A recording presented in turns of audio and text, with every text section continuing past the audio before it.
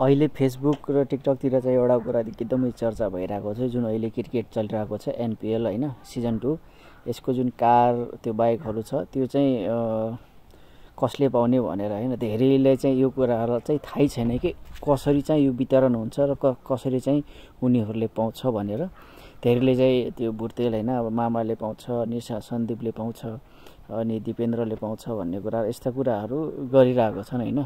तर यसको नियम चाहिँ के छ भनेपछि भुर्तेल मामा त पाउने सम्भावना एकदम न्यून छ, किनभने टेबल टपको लास्टमै छ।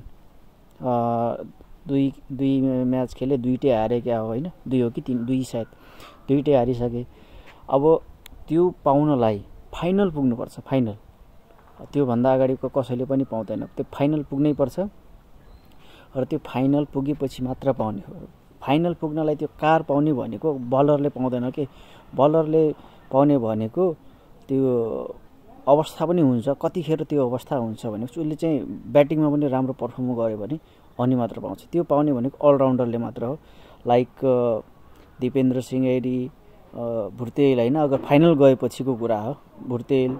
अनि अर्को चाहिँ पाउने विदेशी खेलाडी पनि छन्, हरमित सिंह, अनि त्यो के पो वाट छ, अनि त्यो के अरे जोस ब्राउन हो कि जन ब्राउन हो कि हो, त्यो यिनीहरू जो छन् यिनीहरू चाहिँ सम्भावना छ। तर तिनीहरूले अरूमा पनि देखाउन सक्नु पर्यो, के अरे जस्तै बलिङमा अनि फिल्डिङमा देखाउन सक्नु पर्यो, आफ्नो प्रदर्शन राम्रो गर्न सक्नु पर्यो।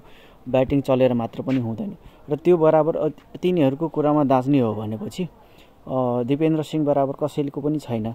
हिजोको खेलमा पनि चार विकेट लियो, अनि सन्दीपले पनि 4 विकेट लिएको छ। हिजो सँगै दुईटै म्याच भएको थियो, 11 बजे र 4 बजे हैन। त्यो बलिङ बलर को बराबर ऊ पनि दिपेन्द्र सिंह पनि गरिरहेको छ भनेपछि उसको दावेदार त बलिङमा त ऊ आफै दावेदार छ।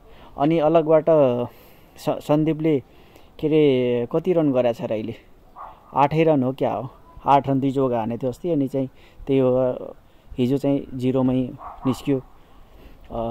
त्यसैले यसको लागि चाहिँ सन्दीप लामिछाने दावेदार छैन। सन्दीप लामिछाने पाउने भनेको बाइक हो, त्यो 100% पाउँछ, त्यो फाइनल पुग्यो भने हैन 100% पाउँछ। तर योपालि चाहिँ 3 जनालाई दिने भनेर मैले सुनेको छु। 3 जनामा चाहिँ अब कसले पाउँछ भन्ने कुरा हो। 3टा बाइक चाहिँ छ अरे यो सिजनमा। अनि कार चाहिँ पाउने भनेको फिलहालको लागि है, अहिलेको कन्डिसनमा त्यो दिपेन्द्र सिंह ऐरी बाहेक अरू कोही पनि छैन। त्यो 100% हो, त्यो होल गेमको पर्फर्म हेरेर हुन्छ। त्यो के भन्छ, भुर्तेल मामाले एक्लैले 100 रन हान्ने, जम्मै गेममा 100 रन हान्छ हैन भुर्तेल मामाले।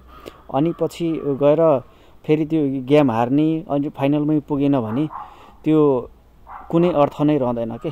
एक्लैले त्यो गर्ने, आफ्नो चाहिँ उत्कृष्ट प्रदर्शन गरेर मात्र हुँदैन, होल टिमलाई नै फाइनलसम्म पुर्याउनु पर्छ अनि बल्ल पाउने हो उपहार।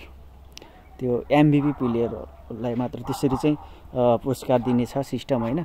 त्यसैले स्यान्डीले पाउँछ, उसले पाउँछ भनेर त्यस्तो नसोच्दा पनि हुन्छ। स्यान्डीले पाउँदैन, त्यसले पाउनको लागि भनेपछि अहिलेको एभरेज मा भन्दाखेरि 100 भन्दा माथि रन हान्नै पर्छ के।